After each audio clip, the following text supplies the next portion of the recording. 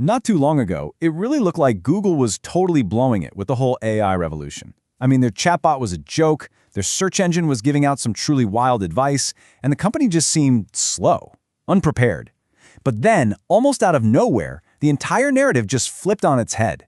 So how did Google go from being an AI punchline to a potential AI monopoly? Let's get into how this wild turnaround really happened. This is probably the single biggest question in tech right now. And the answer, well, it might actually shock you. Because if you look past all the daily drama and the splashy headlines, you start to see a very different story taking shape.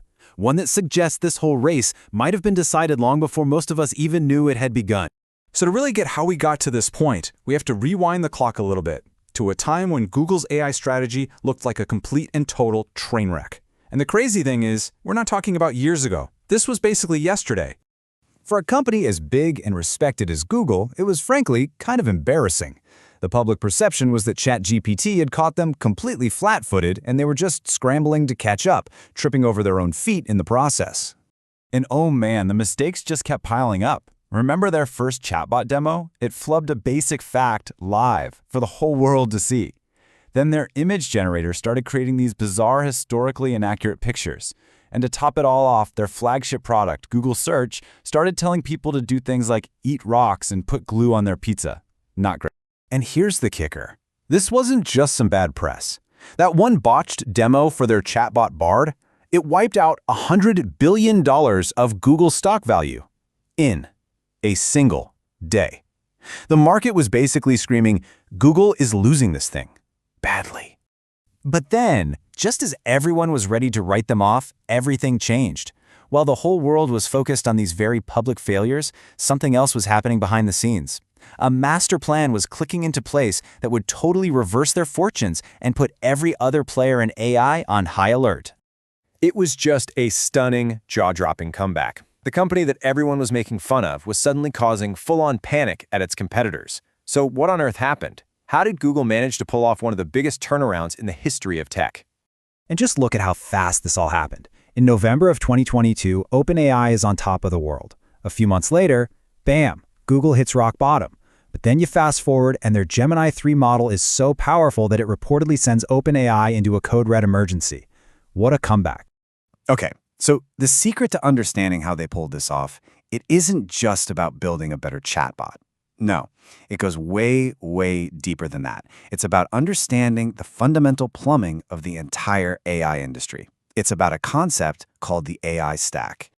Think of the AI stack as the complete recipe for making anything AI. It covers every single piece of the puzzle, from the tiniest computer chip all the way up to the app you use on your phone. And it's right here, inside this stack, that you find Google's secret weapon. So, these are the 5 layers. It all starts at the very bottom, with the design of the specialized chips that do all the heavy lifting for AI. Then you've got the huge data centers where those chips live. On top of that, you have the actual AI models, like a Gemini. Then come the products we all use, and finally there's the hardware, the devices in our hands. To really see Google's true advantage, we have to peel back their strategy, layer by layer, and see how all these pieces fit together. So let's do it. We'll start at the bottom and work our way to the top. First up, layer 1, chips. For what feels like forever, one company has owned this space, NVIDIA. Their GPUs are the gold standard, or at least they were. See, Google's been quietly designing their own custom AI chips for years, called TPUs. For a while, people kind of dismissed them, but Gemini 3 changed everything. It was trained entirely on Google's own chips, proving they are now on the absolute cutting edge. Google is breaking NVIDIA's stranglehold. And that advantage at the chip layer leads directly into the next one, data centers. See, companies like Microsoft, they have to go out and buy tons and tons of super expensive chips from NVIDIA, and then they rent that power out. But Google has this massive home field advantage. Because they make their own chips, they don't have to pay NVIDIA's huge markup. And even better, they can design their chips and their servers to work together perfectly. The result? It's just way more efficient and way, way cheaper for them to run. All right, now we get to the part everyone's actually watching, the chatbot race. And yeah, as you can see, ChatGPT still has a big lead. But look how fast Gemini is catching up. Now, I know these are measured a bit differently, weekly versus monthly users, but the trend is impossible to ignore. This is a land grab, and OpenAI knows that whoever gets users hooked first has a massive, massive advantage. And this This right here is Google's ultimate trump card. See, OpenAI's biggest weakness is that they only have a couple of major products. But Google, they have Gemini, plus Search, Chrome, Gmail, Maps, YouTube, Android. I mean, the list just goes on and on.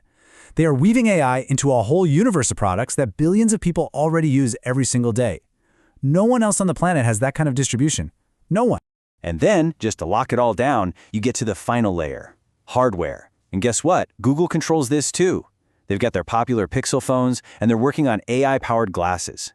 And just think, if glasses become the next big thing after the smartphone, Google will be right there, controlling the entire experience, from the chip inside to the lens in front of your eye. So when you finally zoom out and look at the entire AI stack, the big picture becomes devastatingly clear. All those public mistakes and embarrassing demos, it feels like they were just a distraction from the deep structural foundation that Google was building all along. I mean, this slide says it all, doesn't it?